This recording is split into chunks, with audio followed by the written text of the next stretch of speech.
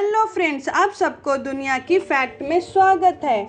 आज आपको हम यूनिवर्स के बारे में बताने जा रहे हैं। दोस्तों, अगर आपको ये वीडियो अच्छा लगे तो प्लीज़ लाइक सब्सक्राइब ज़रूर कर दीजिएगा। चलिए अब आपको हम यूनिवर्स के बारे में बताते हैं। यूनिवर्स ऐसी जगह है जहाँ सब कुछ है। यूनिवर्स इतना बड़ा है कि इसके शेप के बारे में आप सोच भी नहीं सकते कि ये कितना बड़ा है। यूनिवर्स इतना बड़ा है कि हमें बार बार इसके बारे में नई जानकारी मिलते रहती है।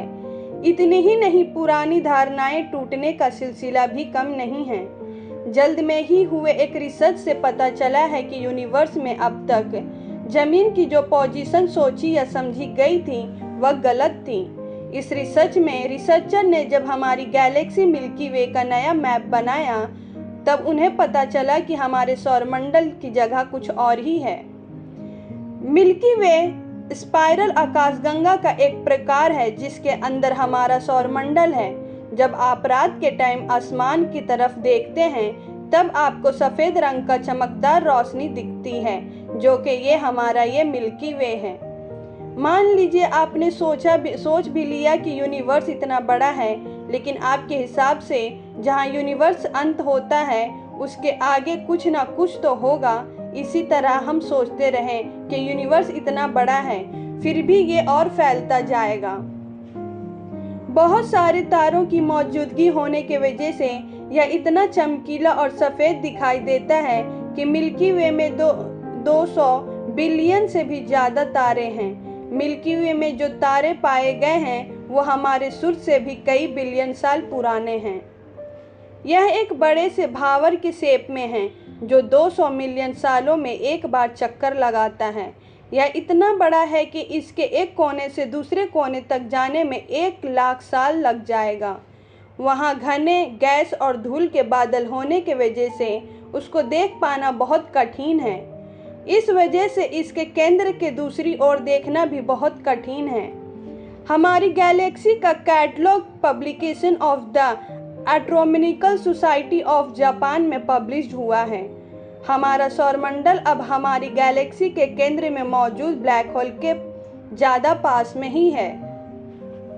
लेकिन हमारा सौरमंडल सैजिटेरियस ए के अंदर की तरफ नहीं जा रहा है, इसीलिए इसमें टेंशन लेने वाली कुछ बात नहीं है और इस बात से किसी तरह का नुकसान नहीं है।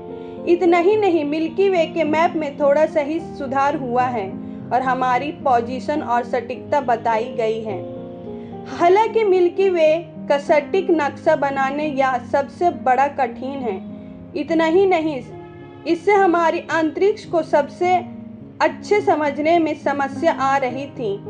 2 आयामी स्तर पर अंतरिक्ष के बारे में तारों और दूसरे पिंडों के नक्शा बनाना आसान है, लेकिन इन पिंडों के बीच की दूरी का अनुमान लगाना आसान नहीं है।